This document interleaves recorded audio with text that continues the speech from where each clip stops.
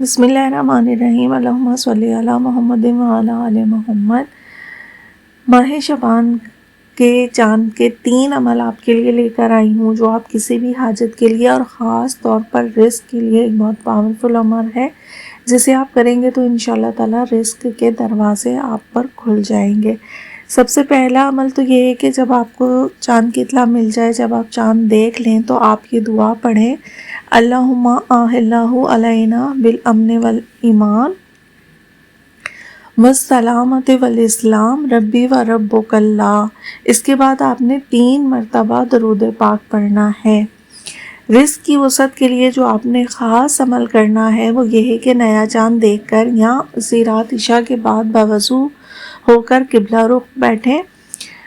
سورہ فتح 1 مرتبہ، سورہ علم نشرہ 7 مرتبہ، پھر یا رزاق یا کریم 100 مرتبہ، آخر میں پھر 3 مرتبہ آپ نے صلوات پڑھنی ہے اور رزق کے لیے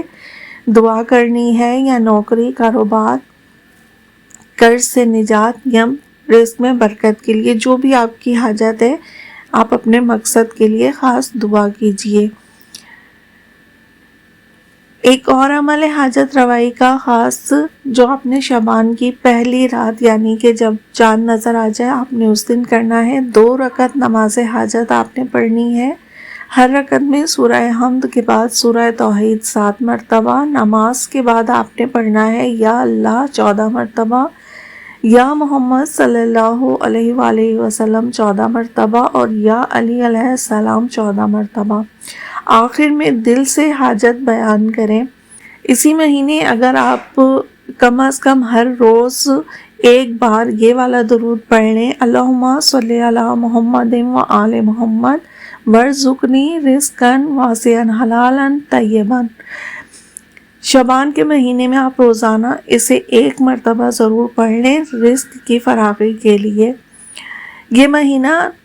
اہل بیت علیہ السلام کا مہینہ ہے، کوشش کریں کہ اس مہینے میں زیادہ سے زیادہ صلوات پڑھیں، استغفار پڑھیں، اور کسی حاجت مند کی چاہے تھوڑی سی مدد کریں لیکن ضرور کسی حاجت مند کی مدد کریں، صدقہ دیجیے گا حسب توفیق، اور اس عمل کو لازمی دوسروں تک شیئر کیجیے گا، خود بھی کیجیے گا۔ اور دعا ہے اللہ پاک کے اس پاک مہینے میں اللہ پاک تمام مومن و مومنات کی بحق محمد و آل محمد تمام دینی و دنیاوی جائز حاجات کو پورا فرمائے، مشکلات، پریشانیوں، بیماریوں، تکلیفوں اور بیماریوں کا خاتمہ فرمائے، آمین یا رب العالمین۔